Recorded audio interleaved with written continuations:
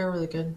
Oh, hi. Yay! Hi. Sorry, we were talking about how much we love our new intro and the pictures in them that we took. They're really good. We're like, oh, I love these. They're so great. Welcome to History of a Haunting. We are back, and nothing has changed. I'm Carrie Hopper.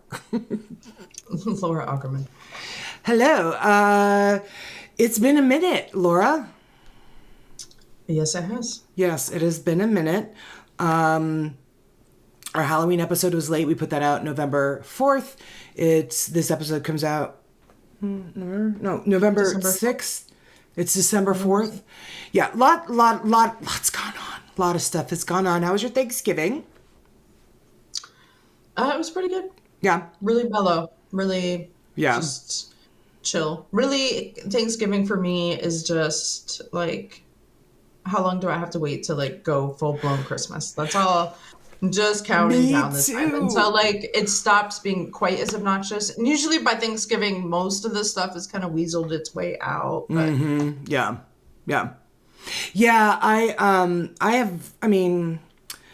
love seeing my family and all of that back when we were going places for Thanksgiving. But pretty much for me, Thanksgiving has always just been the holiday you've got to get through to get to Christmas.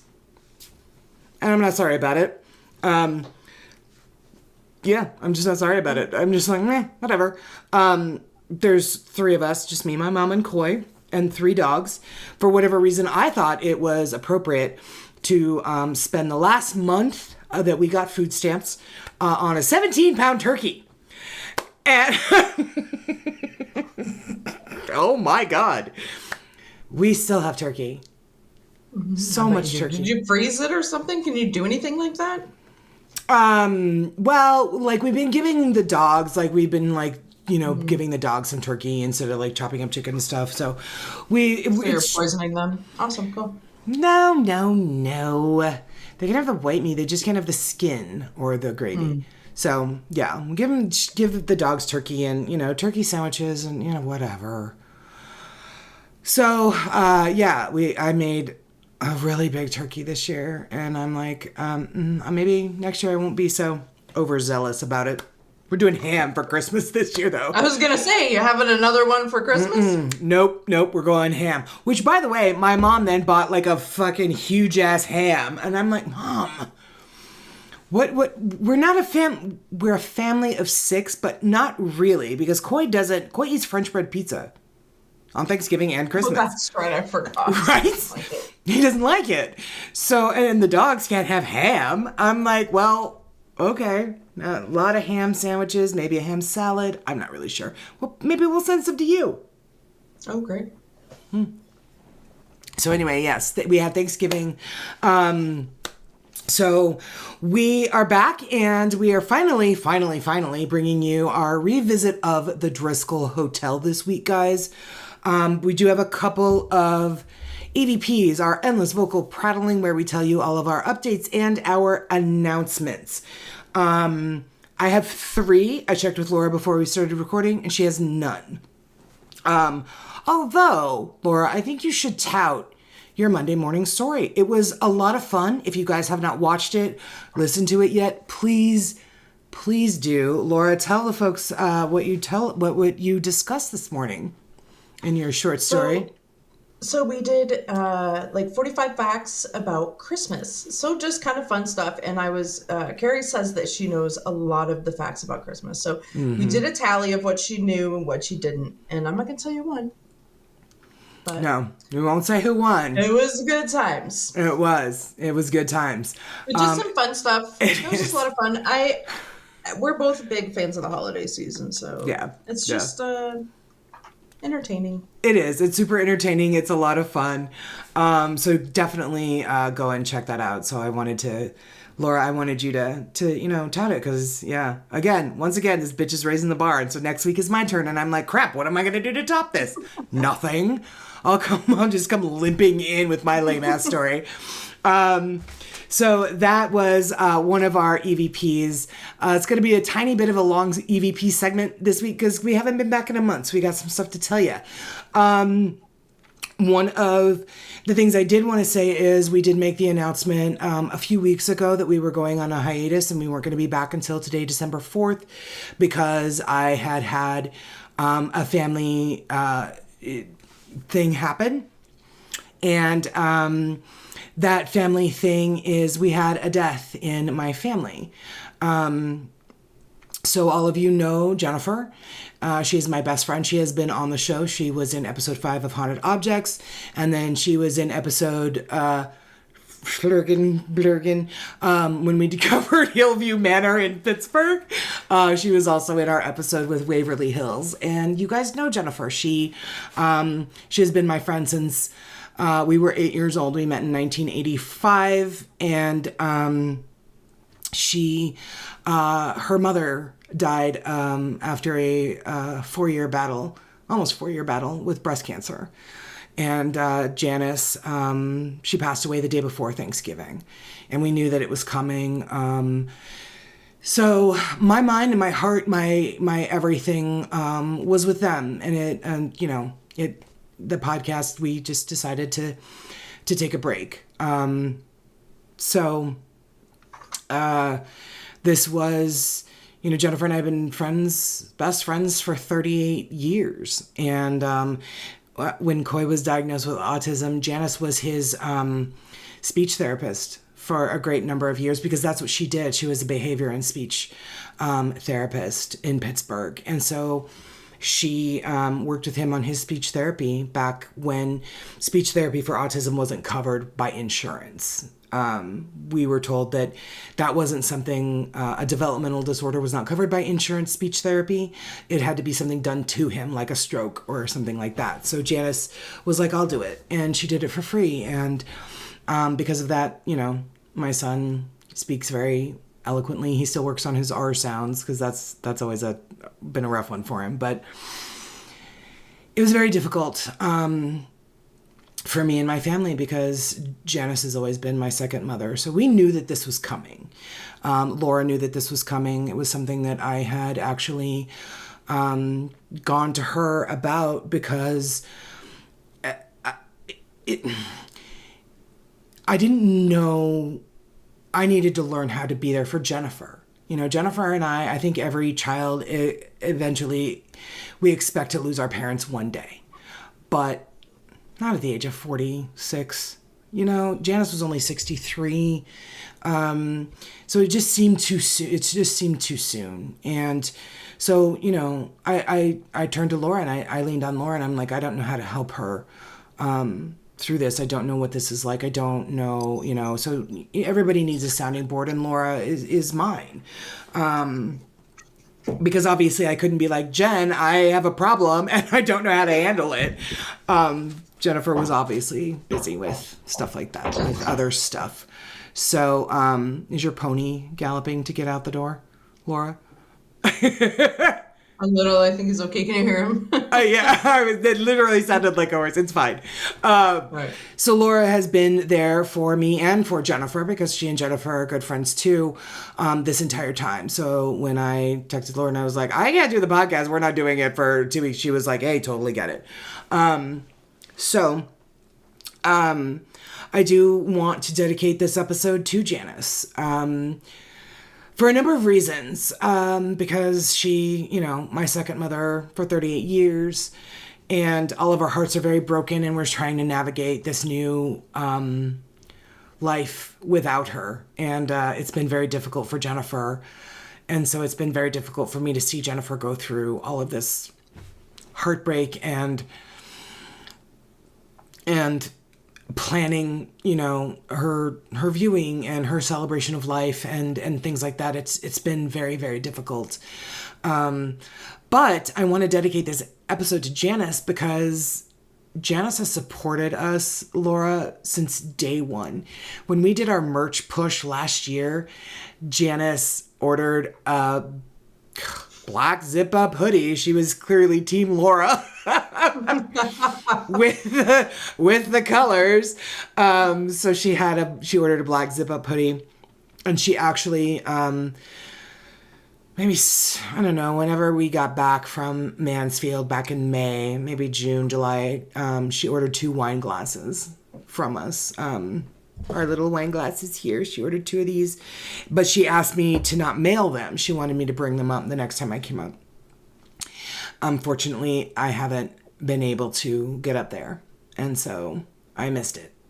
So I have this box of wine glasses here, of History of a Haunting wine glasses that Janice ordered, and she didn't. I told her, I was like, I'll totally give it to you on a discount, and she was like, no, and Jennifer was like, she doesn't want to give it. She doesn't want a discount. She wants to pay full price because she wants to support your podcast in every way that she possibly can, and it was very touching. It was very touching. So I think what I'll do is I'm going to take them up. Her celebration of life is next month, and my mom and I will be going up for that. So I'll be taking the 2 History of a Haunting wine glasses up to Jennifer's, and I'm just going to tell Jennifer, let's keep them here. And every time I come up and visit, we'll just drink out of these, and it'll be like your mom is there with us. So, yeah, so that is what is going on. And so I know that a lot of you have been wondering, a lot of you, especially that are my friends and my family that follow me on Facebook, you know. But for the listeners, that is the reason for the hiatus. Janice is this one was rough, and I've never been so close to what cancer can do to a person. And this was a tough one. So our episode today is dedicated to Janice Eileen Bowman, who is one of the most amazing women in the world. And we promise to live our lives every day in ways that honor you and make you proud of us. So we love you, Janice. I'm going to stop because I'm going to start crying. The next thing, we're on to happier stuff, guys. The next thing I want to say is today we are recording on December 3rd. This episode actually comes out tomorrow, December 4th. But one thing that probably Laura doesn't remember about today.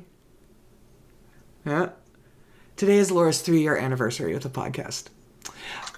Is it really? It is, yes. How funny. She joined us as our resident skeptic when Archie and I were hosting the show, and she made her debut on the podcast in the, what episode was it? I think it was, I had it written down. I've cleaned my office. I've cleaned my office. It was, Fairmont Banff Springs Hotel. That's what it was. That was what it was. Yeah. Pulled that one out. So, yes. 3 fucking years, Carrie. That's 3 years. Yeah, it is a long time. And I actually have I looked it up months ago. So I have been working. Obviously, there was a bit of a hiccup with Janice getting sicker and that. But I have a little surprise for you, Laura. Unfortunately, because of the hiccups, it's not ready yet. But I am going to roll it out next week for you and for all of our listeners. I have been diligently going back through the archives, and I'm putting together a quick little, I don't know, I would say maybe it's going to be about 5 to 7 minutes, the best of Laura. And good Lord. Yeah, so that's why. Oh no. Oh yes. Oh yes. Like I've been finding clips, and I've been like texting them to listen to this, Mom. Oh my God. Jennifer. Oh my God. Listen to this. Aaron, listen. Oh my. Yeah. You have said some stuff. I talk so much shit. Oh no. So much. It is the fucking best. And I really, really wanted to have it ready to play tonight for this episode. But, things happened and I didn't get it done, but I will have it completed by next week's episode so we can all sit back and listen to the Best of Laura show. Oh, that's hilarious. But also, I'm scared. I'm really scared. I swear to God, I have had so much fun. So much stuff could be taken out of context. I'm like, wait, there could be context that makes whatever I say not that bad, for one. I'm interested to see. Because as soon as you said that, the Rolodex of shit that has come out of my mouth that I can remember, and there's so much more that I don't, like, started flipping through my head, and I was like, oh, no. Uh-oh. Yeah. For sure. It could be really bad. Because I mean, right. We kind of threw you, we kind of threw you to the wolves. Like, everybody was introduced to Laura when we did our Phelps Dodge Live episode, because she was in the audience, but she was an audience member. Like, she was one of the folks that had come to just, like, watch the show and to do the investigation and whatever. And then we were like, hey, you want to be on it? And she was like, yeah. And so then I think I was like, it's real easy, we weren't on YouTube yet. Like, it was just recorded and, nobody, it was more an easier way to start. But I was listening to the episode and I was like, and so Laura, tell us about yourself and why are you a skeptic? And Archie and I just went, like, zipped our lips and sat back and we were like, take it away. And I'm like, that was such a dick move. We literally just, like, shoved her on stage and was like, say stuff about yourself. The two things Laura fucking hates to do. Oh, yeah. Yeah. And we were like, go. Tell the crowd what you don't want anyone to know ever. So, yeah. It's your 3-year anniversary. So, happy anniversary. I know. I knew you didn't. You were like, what? I could see your, like, eyes were like, I was like, what's happening? No recognition. Yeah. So this is Laura's 3-year anniversary, and I will have that, the Best of Laura, ready for next week's show. And then finally, the last EVP that I have is, we have been talking about it for a long time, guys. We've been trying to coordinate schedules with them, and we finally have got it nailed down-ish. We're going to be doing a really cool live History of a Haunting event on Facebook and on YouTube. In the coming weeks, we're bringing you Staticom live. And we've talked about Staticom. Tony and Cherie Rathman, Ron Iacovetti, Lourdes Gonzalez, their new methodology. What was the name of it? Knowingly Talking to the Unknown. They did a documentary series on Paraflix. We promoted that. This time, we are going to have Staticom. We're going to have Tony on, running Staticom live on the show on Facebook and on YouTube. We want it to be a live audience interactive show. So Tony is going to teach us all of the ins and outs and how this works. And then we want you to join us in doing an actual investigation with Staticom. So we're going to nail down that date, and then we're going to post it on Facebook. We're going to be promoting it every single week until the lead up of the live event. It is going to be a free event. But we hope that you join us. We hope that we have a really good turnout. And Laura and I, you guys know, Laura and I, we've seen this in action and we think it's pretty remarkable. So we've invited Tony to come on and show us exactly how it works. And let's ask questions. Let's knowingly talk to the unknown. I think it's going to be a lot of fun. So those are all my EVPs. Whoa, that was a lot. Thanks for hanging in there with us, guys. And as I said earlier, we are going to be doing a revisit of the Driskill Hotel. Now, Laura, I have to say, when Archie and I first did the Driskill Hotel, look, I tried to get the Texas flag colors. Sort of ish. And there's no white in there, but I tried to. Yeah, it actually, and I didn't know this, but it was dedicated to you. The first episode, our very first episode of the Driskill Hotel, was actually dedicated to you because you were living in Austin at the time. Yes, I was. And so I I didn't know if you were familiar, like if you'd ever been there while you were living in Austin. So I was really excited when you and I were like, hey, let's kind of like redo some of the earlier episodes. And I wanted to the Driskill to be a part of that because I didn't know. I know you have been there in the more recent years, but I didn't know like if before then, if you had been there while you lived there. So I'm excited about this one, and it's a good location. The stories are really cool. They're really unique. So yeah, go ahead and take it away. Laura is going to, without spoiling anything, feature in my part. So. Oh, good. Okay. Yeah. Well, I'm going to throw you to the wolves. An anniversary gift. Again. All right. Again. Thank you. Perfect. Welcome. All right. Do my part. She's doing it all. I'm just going to sit back and watch. All right. So first sources, wikipedia.org, driskillhotel.com, knax.com. Okay, so the Driskill, a Romanesque style building completed in 1886, is the oldest operating hotel in Austin, Texas. Oh, and really? One of the best known hotels in Texas generally. All right, let's see if I get the right picture up. Yay, there it is. So the Driskill was conceived and built by Colonel Jesse Driskill, a cattleman who spent his fortune constructing the finest hotel south of St. Louis. Today, the Driskill remains one of the premier hotels in Austin, featuring lavish bridal suites, 2 restaurants, and a grand ballroom. And also, in around this time of year, they decorate really cute. It's a really cool place to go have drinks. If you want to fancy. I couldn't help but find like reviews of their restaurants and bars, and I was like, oh my god, it sounds like this place is so great. It's gorgeous. I can only imagine it at Christmas. Right. It's a really iconic structure in Austin. I bet, yeah. It's a really like, it's one of those places that come up in conversation regarding like, oh, if you want to go out for like a fancy like nightcap, or you want, and they have look at little it. things going on there. It's a beautiful, beautiful building. It is a beautiful building, yeah. So, the Driskill has been operated by Hyatt Hotels since 2013. Oh. Well, shit. Hyatt. Wow, damn. All right. Keep going.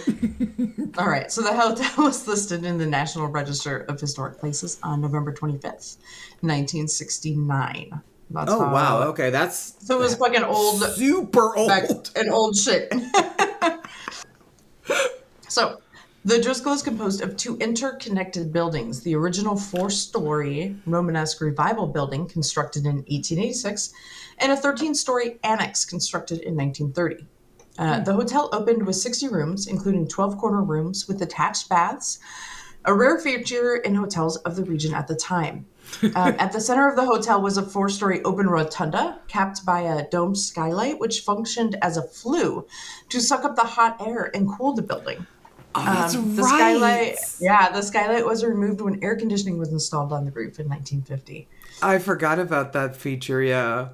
I forgot about cool, that. huh? Wow, yeah. Yeah. So the building was designed for separate entrances for men and women. 2 entrances, one on 6th Street. And if you know anything about Austin, you know 6th Street. It's a party street. And another facing the alleyway on the west side of the building were reserved for men and were flanked by a saloon, billiard room, cigar shop, a newsstand, and a barber shop featuring baths. Oh my. So, wow, okay. Right. That sounds weird, but I guess back then that was perfectly normal. Yeah, it's kind of like yeah. Yeah. So the women's entrance on Brazos Street allowed female guests to proceed directly to their rooms, thereby avoiding the cigarette smoke and rough talk of the cattlemen in the lobby. Right, yeah. So the second floor contained the main dining room and ballroom, separate parlors for men and women, a children's dining room, because they should be separate, and bridal suites. Are those separate too, or? Yeah, I guess. Other embellishments included an electric bell system, marble bureaus, steam heating, and gas lighting. So there's different doors that lead into what now are storage rooms. There were hallways where the ladies of the night would come up to the gentleman club, up into the mezzanine level. That's right. Mm-hmm. That's right. So it was a good time. So Jesse Driscoll, a successful cattle baron, had moved to Texas from Missouri in 1849. Flush with cash from his service to the Confederate Army, to which he supplied beef throughout the Civil War, he was Wow. given the honorary title of colonel. He decided to diversify by constructing a grand hotel in Austin. In 1884, Driscoll purchased land at the corner of 6th and Bravos for $7,500 and announced his plan for the hotel. Damn. Right, the hotel had a grand opening on December 20th, 1886. The grand opening of the Driskill is heralded by a special supplement in the Daily Statesman that proudly touts the Driskill as one of the finest hotels in the whole country. The estimated cost at the time was $400,000, the equivalent of Wow. $92 million today. I was gonna say that's a lot of fucking money. Holy shit. It's a lot of fucking money. Oh my god. So on January 1st, 1887, Governor Sol Ross held his inaugural ball in its ballroom, beginning a tradition for every Texas governor since. Oh. In May 8th, it's right down the street from the Capitol. Okay. Yeah. In May 1887, less than a year after it opened, Driscoll was forced to close the hotel as he could no longer afford to operate the hotel following a harsh winter and drought that killed his cattle inventory. Whoops. In addition, S.E. McElhenney, the hotel's general manager, and half of the staff were hired by the Beach Hotel in Galveston, which expedited the closure. So... No, never mind. All his staff got poached. Right, but the Beach Hotel, I feel like we covered an orphanage in Galveston that ended up becoming a hotel. And I feel like I know what you're talking about. Yeah. I have that same feeling, but I don't think it's the same one. But okay, yeah. Okay, all right. Well, at least it wasn't me. I was like, wait a minute, hang on. I'm having a recovered memory. I did the same thing, and I was like, oh, I should look, and I was like, I forgot. It happens. I've taught you well. Sold the hotel in 1888 to his brother-in-law, Jim Doc Day. Doc, he's called Doc. Jim Day. So he reopened the hotel in January 1888. On top of the hotel, there's a bust of Colonel Driskill himself, as well as a bust of his son, Bud, and his other son, Toby. Toby's bust has a mustache and was struck by lightning in 1903 and had to be rebuilt. Oh, shit. Okay. Which I just think is funny. That there's just these little things up there. All right. So Austin Mack. Are you honestly saying that you and I would not do that if we had our own hotel? There'd be pictures of me everywhere. Just like the old oil paintings. Yes. Like I would just... With the beautiful light above it. Yeah. Right. In every style. Very... Laura through the ages. Laura through the ages. The best of Laura. Best of Laura. All right, Austin magnate George Littlefield, responsible for other Austin landmarks such as the Littlefield House, opened the Austin National Bank on the southeast corner of the building. The old bank vault still remains. Littlefield later purchased the hotel for $106,000 in 1895 and vowed that it would never close again. Littlefield invested over $60,000 in renovations, including ceiling frescoes, electric lighting, steam heating, and 28 additional lavatories. But he still sold the hotel at a loss of $25,000 in 1903. Wow, damn. Right, so here's a crazy story. So $9 million worth of mirrors adorned one room in the Driskill. Yes. Okay, so you know about this room. I do. Yeah. Okay, so I'm in a $9 million. All right, so I'm going to tell you the story. So in 1930, the hotel created the Maximilian Room, named after Emperor Maximilian of Mexico, and honoring his wife, Empress Carlotta. Ferdinand Maximilian was a figurehead for the French government in Mexico and struggled to establish power in the country. So while his wife was back in Europe, Maximilian was killed by a firing squad in Mexico, as happens. So he loved the guns back out west. I mean, yeah. So this was devastating news that Carlotta learned while pleading with the French court to offer more support to her husband. She never returned to the Americas, but later in life learned that there had been a belated wedding gift from Ferdinand to her that had been on its way to the palace when she left. And it was these 8 mirrors, all obviously ornately detailed. They're diamond dusted on the back, which was kind of an old world way of setting mirrors. So the mirrors ended up at auction in San Antonio, where they were purchased by the hotel owner's wife in 1930. She bought the mirrors for $2,500, and today they're worth more than $9 million. $2,500 at auction. I have a picture of one of them. Okay. Hang on. All right. That's not it. Oh, that's not. That isn't it either. Mm-mm. Where the hell is this mirror? I think she's lying. I'm lying. All right. Where the hell is it? Never mind. I'll let you look for it. I'll keep going. So in 1950, the hotel embarked on a renovation which closed off the 6th Street entrance and removed the rotunda skylight to make way for air conditioning, which we talked about earlier. In 1952, the former Austin National Bank was transformed into a television studio for KTBC, the very first television station in Central Texas. Wow, all right. That's kind of interesting. I don't think Archie covered last time. Because I listened to our episode again. Yeah, that's cool. Yeah, so like they had a very important bank in it, then they had the first TV station in there. So in like when I say it's a really prominent thing in hotel, like not just for being a hotel. You're not exaggerating. Yeah. So in 1969, the Driskill closed its guest rooms in anticipation of a renovation and new tower containing a modern glass facade, which never materialized. Most of its furnishings were sold, and an American Statement article declared Driskill Hotel's fate sealed. The hotel was saved from the wrecking ball at almost the last minute, however, when a nonprofit organization called the Driskill Hotel Corporation raised $900,000. This is like the story of the Stanley Hotel. Yeah. Like it was a lot of these hotels.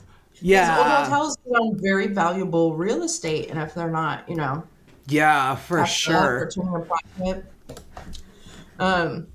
Braniff International Hotels, a division of Braniff Airways, I guess, Dallas, Texas, bought the hotel in 1972 and began a $350,000 restoration of the grand lobby of the historic facility.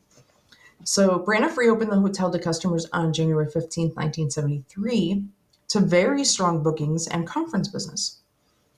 So they threw an official grand reopening celebration on February 10th of 1973. Over 1,000 guests attended the gala event that included a parade of every Texas governor and or their descendants since 1886. All proceeds from the event went to the Austin Heritage Society, who was strategically instrumental in the resurrection of the Hotel Driskill. Man, wow, Texas loves their politicians. Texas loves it. Texas loves Texas. That's like...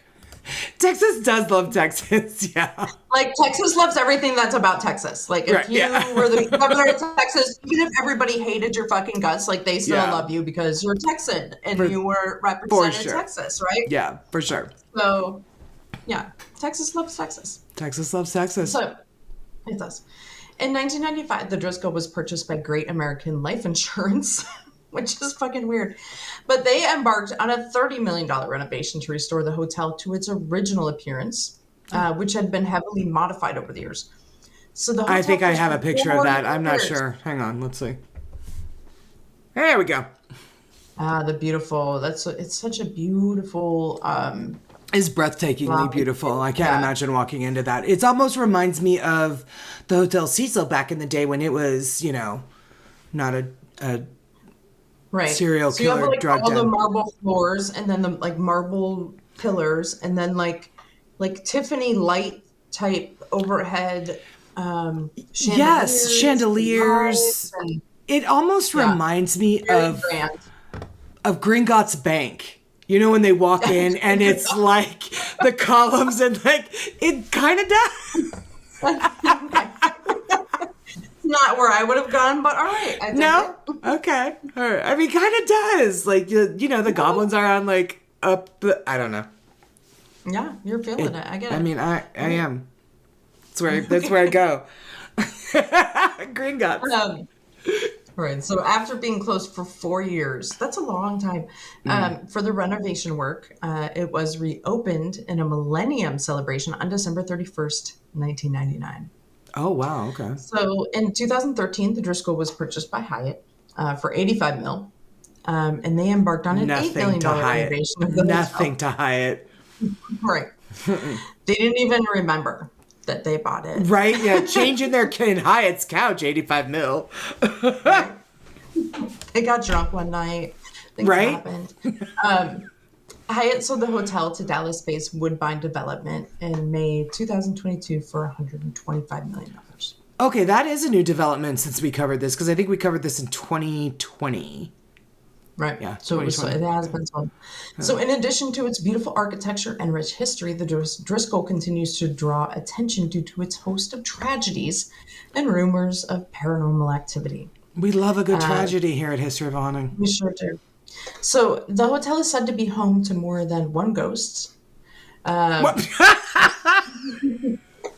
I'm sorry, I totally thought you were like, the hotel is said to be home to more than 20 ghosts, and you were like, to more than one ghost, and I thought, wait a minute. I really thought that, I thought that you would say more. Is that just, sorry. Well, more than one. That's a lot. Can confirm. More than one. More than one. All right. So, including 7-year-old Samantha, who died after falling down the grand staircase. Yeah. So here's some noteworthy events that have occurred at the Driskill Hotel. So in 1908, the Daughters of the Republic of Texas met at the Driskill Hotel to discuss the fate of the Alamo and San Antonio. Really? At the meeting, a divide between two factions of the group erupted over whether to demolish it or preserve the structure. And it resulted in the governor being forced to intervene between the two different factions. Really? I just think and I think I talked about that when I touched on it too. When I think you did touch on it, yeah. Alamo, that the two ladies, everybody was pissed at. That's right, you did. Yes, yeah, you did. But so this is where it started. It's at the Driskill. At the Driskill. It all comes back. Listen, Texas should be its own country, honestly. They think they are. I mean, for real. So, October 12th, 1931, Louis Armstrong opened a 3-day performance at the Driskill. In attendance was Charles Black, a freshman at the University of Texas at Austin at the time, who cited the performance as inspiration for his interest in race and civil rights. In 1934, future President Lyndon Johnson met his future wife, Claudia Taylor, for their first date at the Driskill dining room. He went on a whole day of a date with her and then actually proposed to her at the very end of the same date. That's how they did it back then. That's crazy. That's how they did. No, none of this 4-year engagement bullshit. It's like, listen, I like you. You like me. You're pretty. I'm pretty. We'd have good kids. You want to get married now? All right. It was real. It was a nice day. That's cool. It was a nice day. Make it a thing. Let's do it. It was a nice day. So it became his campaign headquarters during his congressional career, especially during his famous 1948 Senate race, and became a favorite place on return trips to Austin during his presidency. I have a picture of that too, but I didn't make an overlay. Oh, okay. He watched the results of the 1964 presidential election from its presidential suite and addressed supporters from its ballroom after his victory. Yeah. So President Clinton stayed in the 4-room Cattle Barons suite when he visited Austin in 1999. Oh. And on September 11, 2001, Jenna Bush, daughter of President George Bush, was relocated to the hotel by the Secret Service in the wake of the terror attacks that day. Really? Yeah. Crazy. I didn't know that. I didn't know that. I didn't know that. No. So that's an interesting tidbit. That is an interesting tidbit. It's interesting that they would have gone public with that information. Well, way later. Well, yeah, way later. But now, nobody can be relocated to the Driskill ever again. You know what I mean? Well, maybe they think that they're not going to put him there, so they put him there because it's like a fake out. Oh, hey. Are you with the CIA? Mm-hmm. Maybe. Can't say. Guys, don't tell anybody. Laura's with the CIA. I can't confirm or deny. So on March 17, 2018, actor Bill Murray, who I love, and cellist Jan Vogler recited the poem Dog by Lawrence Ferlinghetti from the front steps of the Driskill Hotel to promote the film Isle of Dogs during the 2018 South by Southwest Festival. And I just love Bill Murray, so there you go. Yeah, he was pretty funny. I love him. Mm-hmm. Me too. All right, and that's all I have for the history. Wow, good job. You added some new stuff, which is the reason we're doing this, guys. We have new research techniques and, some stuff has happened since we covered it, It's fun. Yeah. Good times. It is good times. It is good times. I don't know why I didn't, do my pictures better. Hang on. Hang on. You're out of practice. I'm out of practice. Hold on. Just sit tight for me real quick, guys. 1 second. Okay, I couldn't find the picture. I could, but we didn't have time for me to... It's a whole thing. Basically, I have them. We'll put them on social media, but we're not going to show them in the show. Sorry. So thanks to Laura's amazing lead-in, I'm going to tell you about the reportedly more than one ghost. There's more than one. There's more than one. Supposedly. Yes. Here at the Driskill Hotel. My sources are austinghost.com, texasobserver.org, atxfoodnews.com, a really cool article by Kay Marley Dilworth. And then the pictures that we are using in today's episode, guys, are from Texas Highways, Austin Relocation Guide. I just realized the weirdness of that. ATX Today, Yelp, and the Texas State Historical Association. I believe that was the one of LBJ in the room watching the returns, the black and white one that I was going to show. Cool. Yeah. So you guys know that I love a good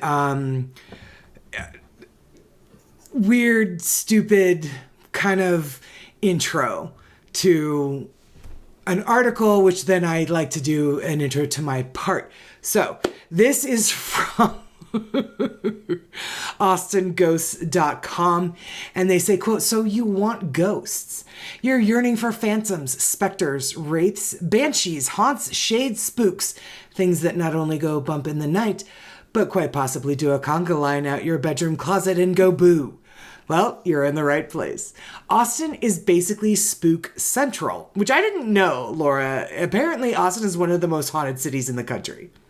So, he goes on to say, "It's the sort of town with such a grand ectoplasmic infestation that every day seems like Halloween. Ghost tours aren't just a way of making a living. They're basically obligatory and quite possibly enforced by mucky mucks in charge of Austin. The Chamber of Commerce might as well give out EMF detectors to new residents and assign them each a turf." I was like, wow, all right. So okay. Talk about an intro. I loved it. I was like, I gotta use it. So there is one spot, however, that does tend to consistently bring in all the traffic. The one place ghost enthusiasts go crazy for. And it is a place that, I guess on Austin's Haunted Face, that every tour guide wants on their list of stops. The one that is, that every tour company, I guess, kind of fights over. And that place is the Driskill Hotel. That one ghost has got a lot of work it's doing to just make it so popular with our community. It's yeah. Yeah. So hotel staff are well versed on the stories, and they will apparently, they're very happy to share their stories and their experiences. They're so happy, in fact, that the hotel has a handout that it gives to guests that is filled with paranormal claims. Now, guests have reported that lights and ceiling fans come on and turn off spontaneously, lending to more reports of the paranormal, as far as like, it could be, described as faulty electricity, but honestly, where's the fun in that potential explanation? I don't love that. There have been several middle of the night requests to change rooms that the front desk has gotten. So apparently it has become synonymous with hauntings, and it's so full of ghosts, not just the one, full of ghosts that even Spotify, did you know this? Spotify has a devoted playlist to the subject? I did not. Yeah, I kid you not. I looked it up, and sure enough, you can go on Spotify and just kind of search Driskill Haunted or Driskill Ghosts or Driskill Hotel Hauntings, and there's an entire playlist dedicated to the ghost of the Driskill Hotel. I've never seen a location that has one like this. It's pretty crazy. So in our original episode, I actually quoted a man named Sam Yurthzy as saying, quote, "If you're staying in the Driskill with your lover, you just know you're having a threesome that night. There is always a rascally revenant in the room doing its voyeur bit." And I went back and I listened to the original episode, and I remembered that, and I remember Archie and I cackled so hard at that.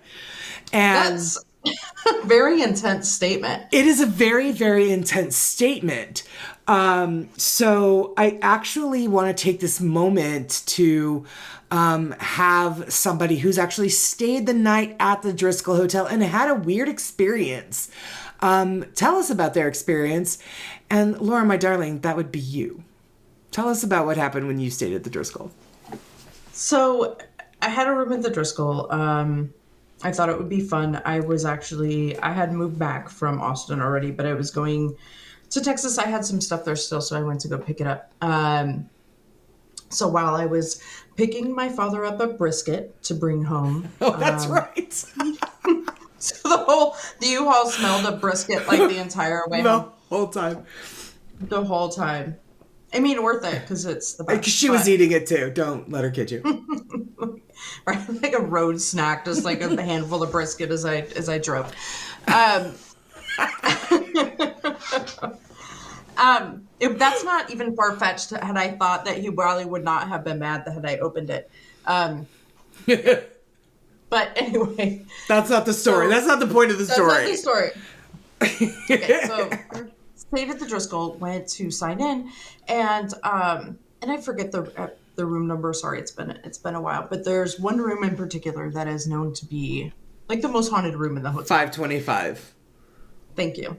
So I asked them when I was there. I was like, so, where's all the paranormal activity supposed to take place? What's the most haunted rooms?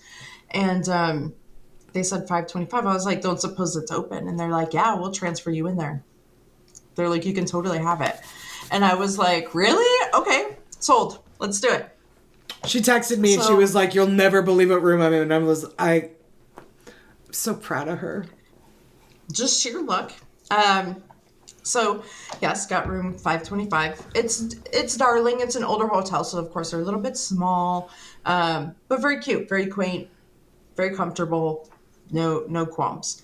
I think we went out to dinner. We came back, normal, whatever. Checked on the U-Haul brisket. It's still there. Everything's good. And well, and it's right in downtown Austin. So I think we went out for a while or whatever, but came back, went to sleep at about 2:30 in the morning ish. Got a very loud rap on the door, and then some giggling and running away. So some people were very interested in that room as well, but it woke me up in the middle of the night. So here I am, like my bedclothes peeking out the angry peeking down the hallway, like leave us alone. Now, was this room like one of those like adjoining rooms, like that's connected to another room by a door? Could somebody have been? No, it wasn't like that kind of room. No, it was from the hallway. Like somebody, because the stories of 525, so somebody came to like knock on the door. Yeah. Personally, I didn't have any experiences in that room, but I really felt that it was probably the creepiest down in the bar area. Yeah. Like when you go up the staircase, there's like if I remember correctly, you go up this like half staircase where the grand staircase is, and then there's like a bar area, and it's very like wooden. It's very beautiful, but that's where I think is probably the creepiest place that I went into. So this room right there? Oh, okay. So you go up these stairs, and there's the creepy portrait, and then you go around the old portrait of, I think, like Driskill, and then go around the corner, and you go into like a bar lounge area. Yeah, this like this area off to the That was probably the creepiest area. Well, and you know, your story, like your experience in 525, the most haunted, like, I mean, it reminded me of when when Archie and I did the very first episode about the Stanley Hotel. We were like, I gave everybody a warning. I was like, listen, if you go and you stay there, fine, great. But if you stay in one of the most famously haunted rooms, you can expect people to try to fuck with you. Right. And they're not like even trying to fuck with you. I think they just like, there's all that natural curiosity. Like they want to knock on it thinking that a ghost is going to come after them. Like they're somehow trying to invoke stuff out of you. Dude, or out of the room. That would have been hysterical if you had like roared like in the deepest voice you could, like to scare them back, you know, even though they ran, like, I don't know. Yeah, right. Just to fuck with them. Yeah. Yeah, like, for sure. Yeah, for sure. For sure. But yeah, definitely creepy vibes in the place. Yeah. I would say, well, and it's old. But yeah, I really, like I said, that downstairs area. Yeah, really kind of uncomfortable and weird. I don't actually have anything for that particular part of the hotel. I will talk about the cowboy, who's Jesse Driskill, who is known to haunt that room specifically. Mm-hmm. So one of the local tour guides in Austin said that one of his favorite stories was one of the few sightings they'd actually had of Colonel Driskill.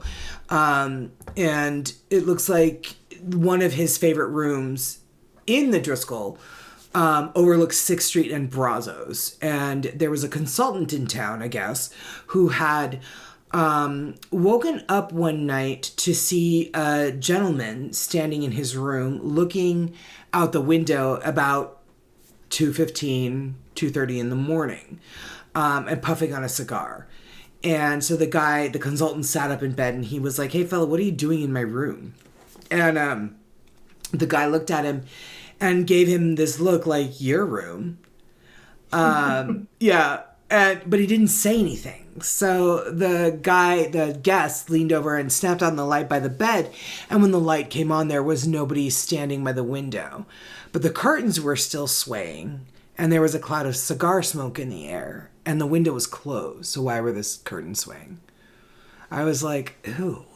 I'm not a fan of cigar smoke, so I don't think I would love that. But, now, the Driskill has been a smoke-free hotel for more than a decade, probably 2 decades now, but that hasn't deterred pockets of cigar smoke from being detected by guests. And a lot of them blame the founder, Jesse Driskill, who was known for frequently smoking cigars everywhere within the hotel.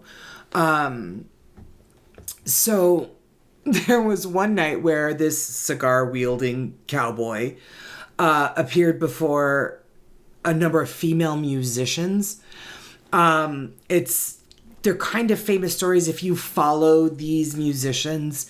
They're current musicians. So we've got a story from Annie Lennox, and we've got one from Jeanette Napolitano from Concrete Blonde, and I love both of them. So we'll get to them in just a minute.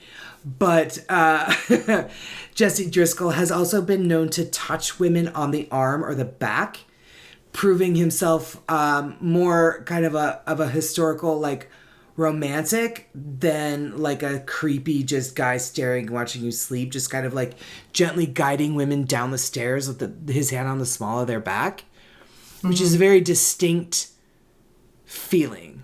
You know, when somebody has their hand on the small of your back, it's a very different feeling than just like, I don't know, holding your hand. I don't know. It's kind of, to me, it feels more intimate, I guess, the small of your back. But one of the authors of the articles that I read said that they had experienced odd phenomena of smelling cigar smoke near the giant portrait of Jesse Driskill, which is the one that I just showed when Laura was talking about that creepy bar area. So this area at the top of the stairs here is a very common location that people smell the overwhelming scent of cigar smoke. It is one of the most often reported paranormal events for the hotel in this area. So on one occasion, a security guard was actually working overtime when he caught the strong scent of a cigar. And I guess he leaned over this little balcony here to see if he could catch the culprit. And he heard a male voice behind him say, "Do you have a match?" When he turned around, he found that he was completely alone. So the story goes that the security guard was so disturbed by the experience that he quit. So I'm like, well, you know what? I've quit jobs for more feeble excuses. Maybe I should have gone the ghost route. So now, Janet Napolitano of Concrete Blonde, she wrote the song Ghost of a Texas Ladies Man after a night of, she stayed in 525 and she had to endure his ghostly shenanigans. Things like just trying to keep her awake at night, lights and stuff like that turning on. And it was just something that just stuck with her and was so... That is so cool. I love that song. I didn't know that. You didn't know that? I love Concrete Blonde. Yeah, she wrote Ghost of a Texas Ladies Man about her experience at the Driskill Hotel in the very room you stayed in. Oh. Right? Yay. Listen. Also, who stayed there? Annie Lennox. Did you know this story? No, I didn't know. You didn't? Listen, you might have appreciated it more if you had known these stories. I might have. Now I want to go back. You're like, now we're going to go back. Angela, pack your bags. We're heading to Texas. Famous singer-songwriter Annie Lennox of the Eurythmics, for those of you who are not cool enough to be born in the 70s. Shut up. Why'd you have to say old? She had an experience where he helped her choose what outfit to wear one night. So she was performing in Austin and she was getting ready to go to the venue. She had laid out 2 dresses on her bed, thinking she would decide which one to wear for the concert when she got out of the shower. Mm-hmm. And when she re-entered the room after her shower, she found that one had been put away. So the one that was left out, she wore to the concert. So Jessie Driskill chose what outfit Annie Lennox was going to perform in that night. That's awesome. Right? I was like, oh, wow. All right. That's kind of interesting. Now, there is another dark side to the room. And these are the brides. Have you heard the story of the brides? Yeah, you came across it. So it's rumored to be the most haunted room in the entire hotel. It's kind of known to be a suite where tragedy keeps repeating itself, in that 2 women who were... it's a very beautiful hotel. So I would imagine that a lot of weddings and stuff happen there. And 2 of the women who were supposed to get married at the hotel died in that room. And depending on the story that you look at, it was either they were 20 years apart or 100 years apart. So take the history of this story with a grain of salt. But the first bride, the only thing that is confirmed is that she did kill herself in room 525 after her fiance called off their wedding.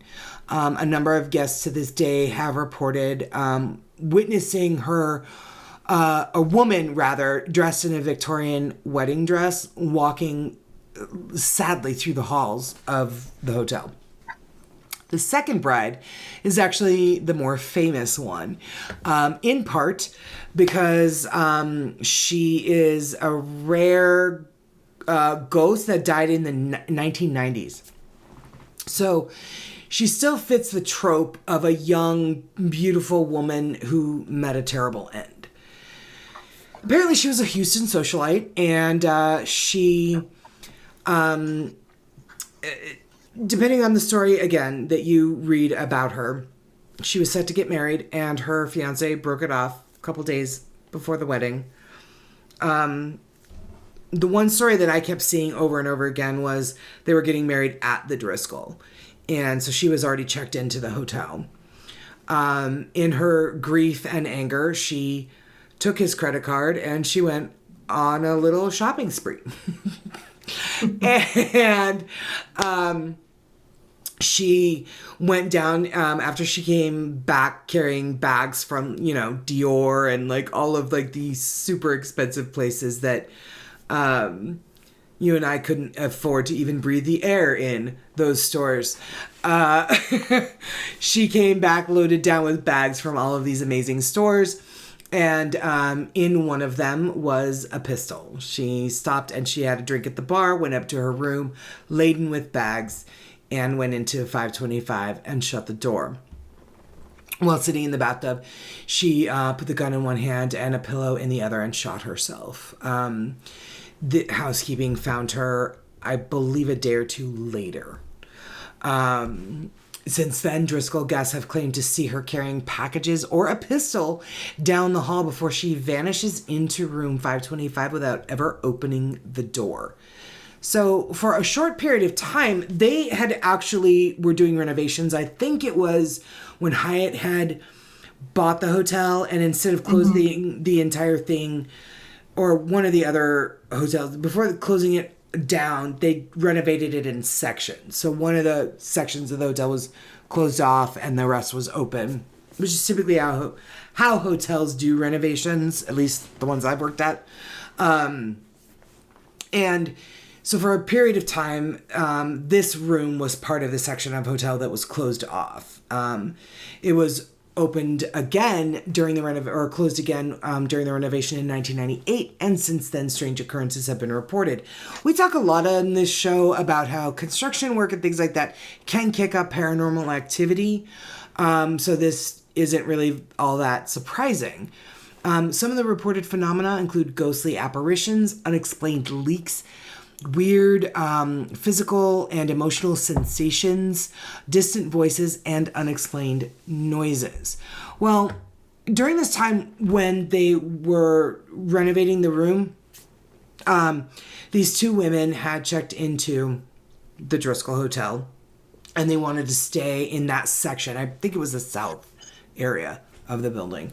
They wanted to stay in that section of the building. They'd been there before and they really liked it. And the front desk agent told them that, sorry, that's under construction and all of those rooms are out of order. So they were like, okay, fine. So he checked them into their room. They go out, they see Austin, they go to lunch, whatever. And they are in the lobby, and this woman carrying a lot of packages, bags from shopping, gets on the elevator with them. And they both get off on the 5th floor, or they all three get off on the 5th floor. And I don't know exactly how the elevators look in this hotel, but they went one way and this woman with the packages went the other way. So they went one way and this girl goes the other way toward the side that the front desk agent told the women was closed off to guests. And they watched her walk down the hall and to the door and go in the room. And they were mad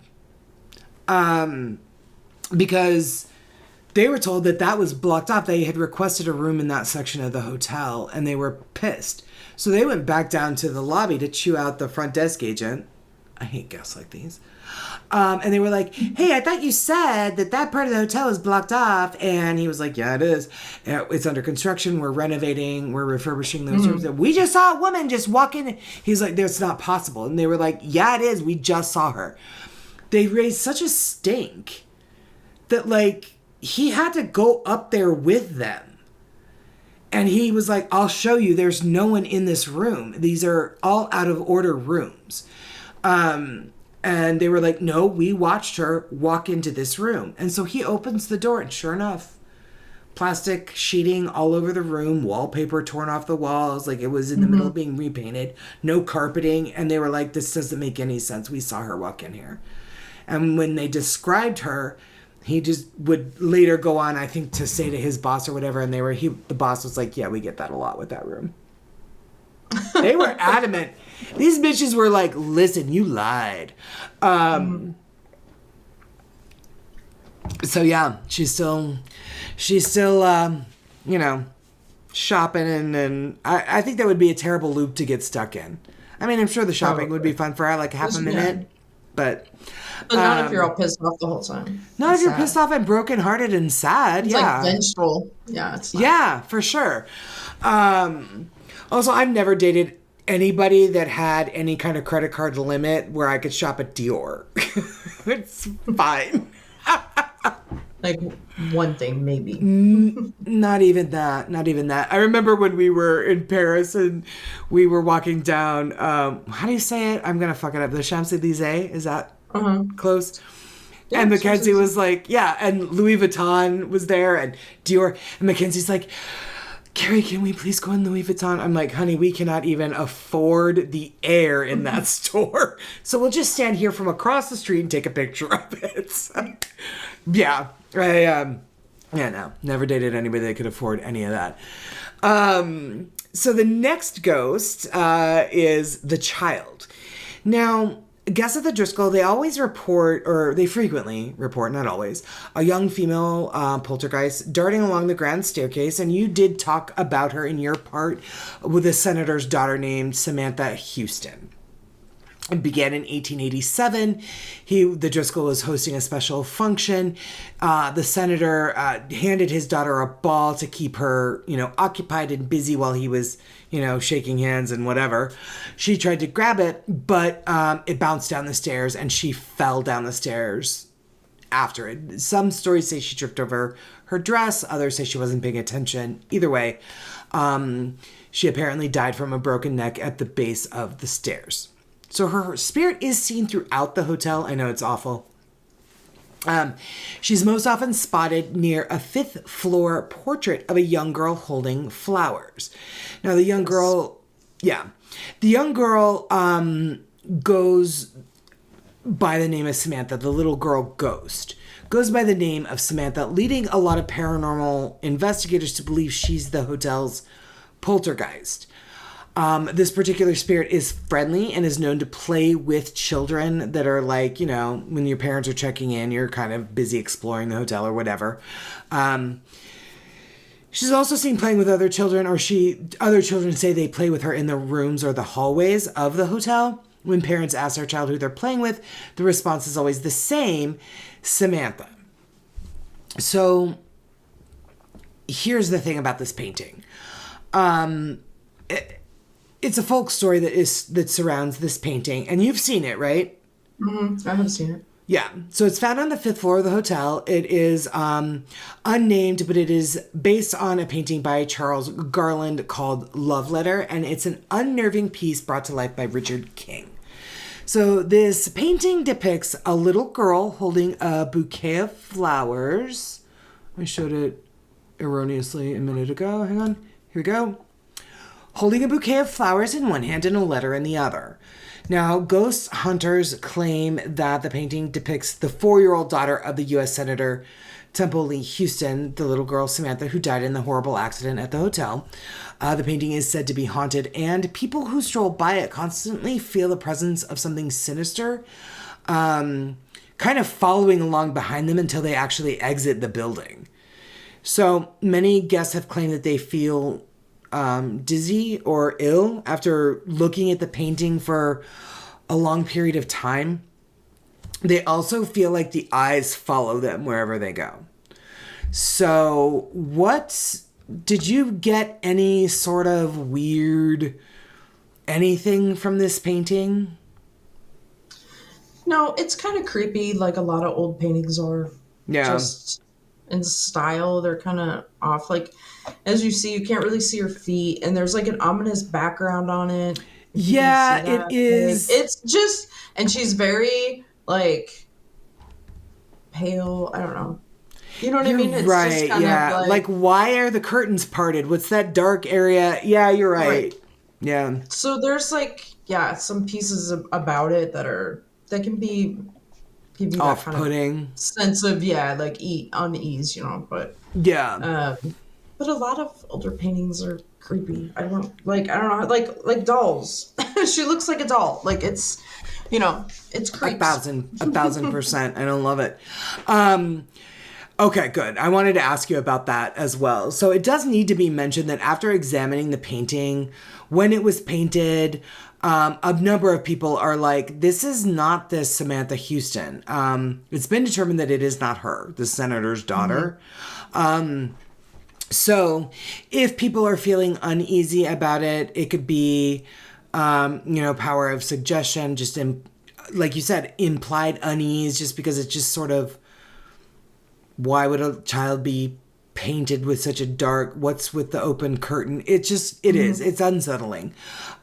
So it's either that or someone or something else is screwing with people when they look at it, making them dizzy and feel ill and stuff like that. So that's since our last episode, it has been, debunked, this one. The painting has been debunked. Yeah. So, like you mentioned, Laura, perhaps the most famous duo at the hotel was Lady Bird and LBJ. They had their first hookup date in 1934. And for years, they actually went back to the Driskill to, on the anniversary of their first date and to, special moments within their relationship. And then it became his favorite place when he visited Austin. And like you said, he watched the results of the 1964 presidential election. Insert the picture here that I forgot to do an overlay for. After they won, he addressed his supporters in the ballroom and moved his shook his tail feather in victory dance to the cheers of his party. So, to this day, people recount tales of stumbling into the ballroom. That's where I need to go.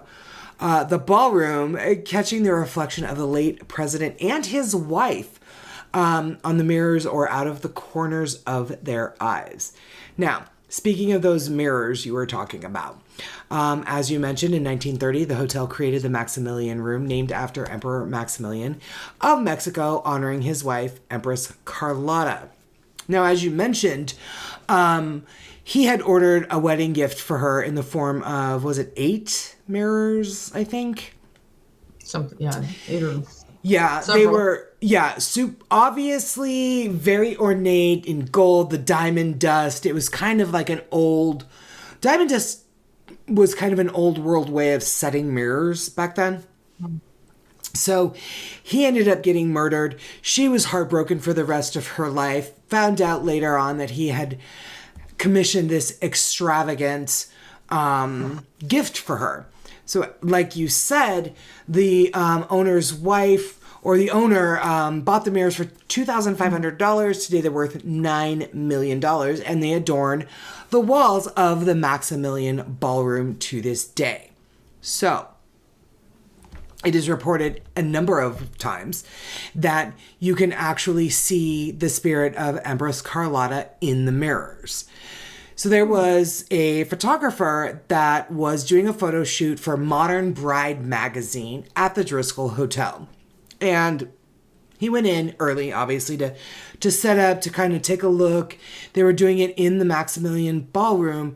So he was in there just kind of like scouting different ways to like shoot the brides for this issue of Modern Bride magazine, the way the light was coming in, like what was the best place for him to do this photo shoot. When he was putting his camera equipment and everything together, he looked up, and in the reflection of one of the mirrors was one of the models standing there wearing a bridal gown.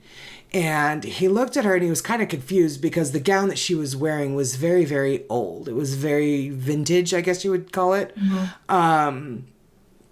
And he said, I'm not sure where you got that gown, but we're doing modern brides in this photo shoot. And she just smiled at him. And so he turned around to address her directly, and she wasn't there. And I was like, that's creepy. The other thing about these mirrors is that they are on opposite walls of each other. And they're not like staggered with each other. They're like, one mirror is here on the wall, one mirror is here on the wall. So when you look, it's an infinite image of you. Yes, it's that infinity thing.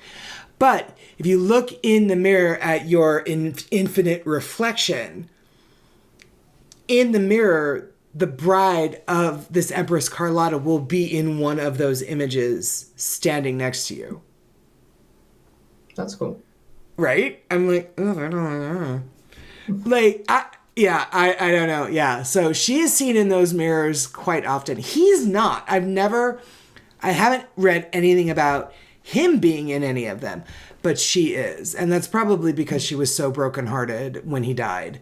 It wasn't arranged marriage. It was like, a marriage of, convenience or whatever for their families. But she really did seem to love him. And so, yeah. It's an interesting room. Did you get to see it when you were there? No. No. I did not see that. You were just there for a night, weren't you? It's not like you were there for... Okay. The next one I think that's on the other side. I don't even know if it was open, to be honest. Oh, okay. The next one is the ghost of Peter Lawless. So, he's a full-bodied apparition that people have seen.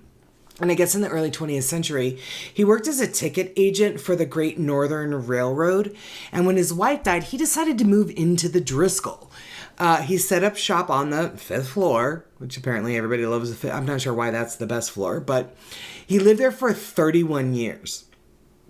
And yeah, my mom used to work at the Ramada Valley Ho back in the early 90s, late 80s, early 90s, and there was a guy that lived there. He lived there. His name was, I don't remember his name. But yeah, he lived there. He just paid monthly rent. He lived in a big room off the pool area. He was such a nice man, and nobody ever thought anything of it. I thought it was so weird that people lived in a hotel, but I suppose it's no different if you rent an apartment. Like, I mean, Dylan McKay did it. I don't know why. Right. That's very true. That's true. The Driskill and the Ramada Valley Ho are vastly more expensive hotels than I could afford to live in. But sure. So he paranormal enthusiasts claim that he never left either. Jack Bishop, that was his name. Sorry. I knew that was going to come to me. Lovely man. Always bought me candy bars. Anyway. He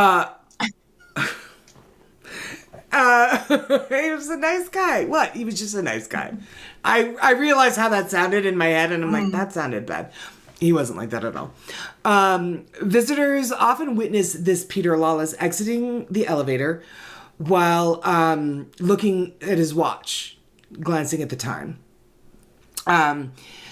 And he will nod to the staff at the front desk, and then his apparition disappears from sight.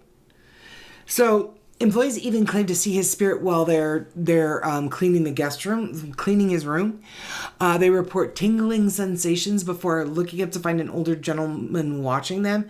You kind of get that feeling like someone's watching you. Yeah. They say he has black hair and he wears dark pants and a white shirt and a pocket watch. That's very specific. Like, very specific. And then they witness this guy disappear before their very eyes. So, other people claim to watch him leave the Driskill, like walk out of the main doors, and right before stepping in front of a bus. Disappear. And then he just disappears. That's creepy. Isn't that awful? That's horrific. That sounds kind of fun, though. Just to fuck with people, just be like, oops, nope, just kidding. So as a ghost, not like actually watching someone step in front of a bus. No. Yeah, as a ghost. Let's like, just to get the... Clarify that. Just to kind of like get their goat, Like, I'm telling you, yeah, just to screw with people, yeah. So, yeah. So, yes, these are all of the ghosts that are claimed to be at the more than one. Yeah, the more than one. The home of the more than one ghost. I'm going to put that in the show notes. So yeah, that's it. That's what I've got for the Driskill Hotel. I think I love these old hotels. I really love, and I really can appreciate the Hyatt. has really, these companies that come in and try to preserve it as much as to what it used to look like or was originally looked like as much as they can. I really do appreciate that. Was that your dog or your child? I don't know. It could have been either. It might be both. I don't know what's happening. Watch you text me and be like, it was actually Angelique. Okay, never. All right, great. Everybody's got a high-pitched scream in that house. Anyway, so I really do appreciate when people come in and they take over these old, amazing buildings and they keep them looking the way that they always had. And I think that's a lot of fun, and I think that's important. And part of the intrigue that people want to keep going to these hotels that keeps them open. So that's what we have for the Driskill. Have you guys ever been there? And if you have you ever had a paranormal experience? Message us on Facebook, Instagram, or email us at hoahpodcast@gmail.com. I don't have anything else. I don't have any big grand ending. I did a big grand opening. I will get the best of Laura ready for next week's show. And I'm up with my Monday story. That's all I have. Do you want to let everybody know where they can find us? Sure, I'd love to. You can follow us on Instagram, Facebook, and TikTok at HOH Podcast. And also on the TikTok at HOAH Carrie and at HOAH co-host Laura. Thanks for watching, guys. Thank you so much for hanging in there with us. Welcome back. We will be back next week. We've only got, Laura, I don't mean to stress you out, but after today, there's like 3 weeks till Christmas. Yeah, thanks. You're welcome. We have a really cool Christmas episode that we're going to bring you. I'm excited for that one. What we do? Cool. Tell me about it later. I will tell you about it later. Like, Laura finds out about like decisions I make for the podcast, like on fucking Facebook. On the podcast. Yeah, on the podcast. Did you see where my mom, that Conversations with Mom that I posted yesterday? I don't think so. Yeah, I had to get my house pressure washed because the HOA sent me a violation. So I had to pay $160 to have my fucking siding pressure washed. And I'm like, my mom and I were talking about it, and I was like, yeah, no, I'm going to email the HOA and tell them to take me off their ugly list. And she was like, yeah, and then the HOAH can suck it. And I went, yeah, wait. I'm like, I said, the podcast is HOAH. And she started laughing, and she was like, oh, sorry, I meant HOA. And I was like, we started laughing, and I was like, yeah, HOAH can suck it too. I'll let Laura know. So I tagged you in it. I was like, this is how I let Laura know on social media. Anyway. Yeah, we'll give my love to Nancy. All right. I sure will. She told HOAH to suck it. This is why she's no longer the live studio audience. Anyway, guys, we hope that you have a wonderful holiday season. We will be back next week. And we got a lot of location suggestions, Laura, so hopefully you and I can get together maybe next weekend and just kind of have a little chitty chat about lots of stuff going on for the podcast in 2024 that I think we should be prepared for before 2024 gets here. Good call. All right. Thanks. I love you. I miss you. And bye, guys. We miss you too. And we love you. Love ya. Bye-bye.